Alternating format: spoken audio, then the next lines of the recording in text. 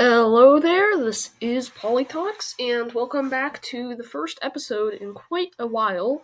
And you will be pleased to know, I'm sure, that as of today I will be resuming a typical upload schedule. Apologies for the long delay, but that will not be continued. I will assume a regular upload schedule, as I said, and we'll be seeing more and more videos relating to the environment and the politics of climate change within the U.S. Congress and on the local and state level.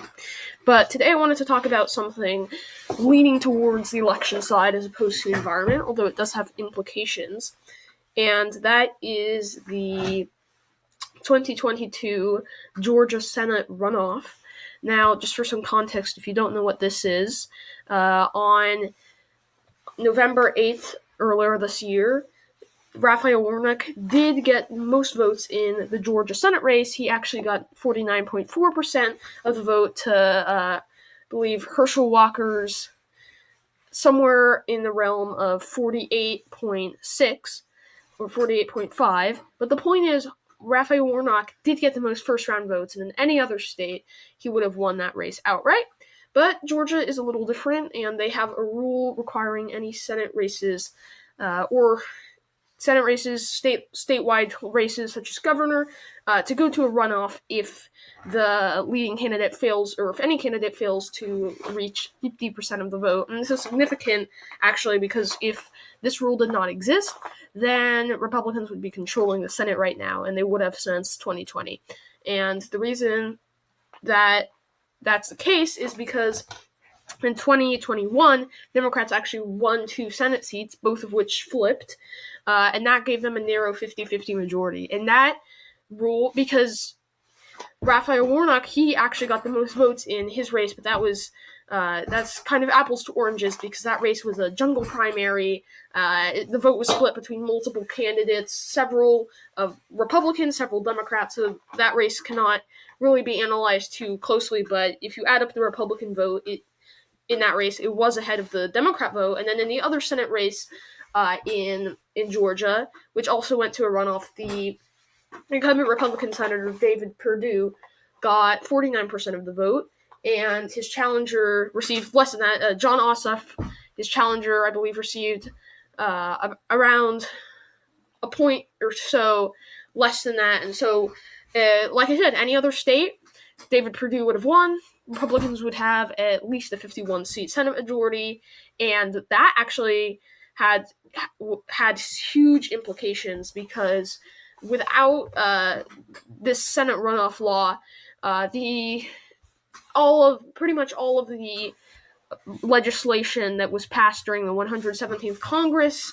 i.e. the American Rescue Plan, the bipartisan infrastructure bill, bipartisan gun control, and the Inflation Reduction Act. While maybe some bipartisan bills would have got through, Mitch McConnell is also very opposed to many of these bills, and especially with the more partisan ones like the ARP and the IRA, they would not have been passed, period.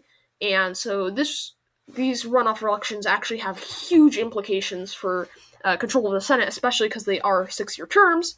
And in 2 days, there will be a runoff in Georgia to determine which of these 2 candidates, Raphael Warnock or his challenger Herschel Walker, will advance and become a United States Senator from Georgia until 2028. So this has, while many have, issued rhetoric that this race does not matter or that it is insignificant because, of course, Democrats already control the Senate, then that is a false assumption, because on the one hand, for cabinet nominees, judicial appointments, and any bills that have even a chance of passing through the House, Democrats would want an additional vote just to make sure that they have a bit of a buffer in case one of the more moderate senators, i.e. Joe Manchin or Kyrsten Sinema, ends up defecting. And obviously, if both of them end up defecting, then they cannot get their priorities through, but they have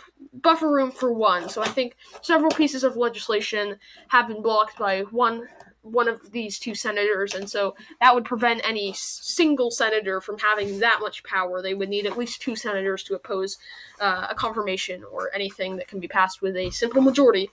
And it would also allow Democrats to actually have a majority on committees, as now they are actually an equal number of Democrats and Republicans on committees, which has implications, various aspects. And then in my opinion, the most important point probably is that in 2024, I believe if Democrats lose this race, then they will almost certainly lose control of the Senate in 2024. You look at the states we have up here, West Virginia, Ohio, John Tester, Montana.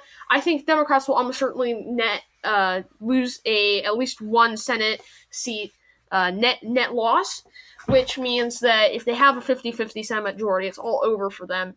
And I think they still almost certainly will lose the Senate in 2024, even if they win this race. Although it means that, say, Manchin loses, if Tester and Brown somehow manage to hang on, or if Tester and Manchin lose, but Brown hangs on, and Democrats somehow figure out how to win in Florida, which is exceedingly unlikely, then they can keep the Senate. But I think just given the amount of seats, even in places that are less competitive, it still can flip to Republicans, like Wisconsin, Michigan. I mean, honestly, this is probably one of the worst and most unfavorable maps, which is ironic because in 2018 it also was one of the worst maps for Democrats, and it will be this year again. So, I believe this is, forget whether this is Class 1 or Class 3, but either way, this class of Senate seats is very unfavorable to Democrats, so they really need to win this race to have any cluster of hope for retaining the Senate in 2024. But this race does look increasingly likely to go to the Democratic Party, and if you see here this article, the betting odds of these candidates in pretty much all betting sites is 90% favorable to Raphael Warnock.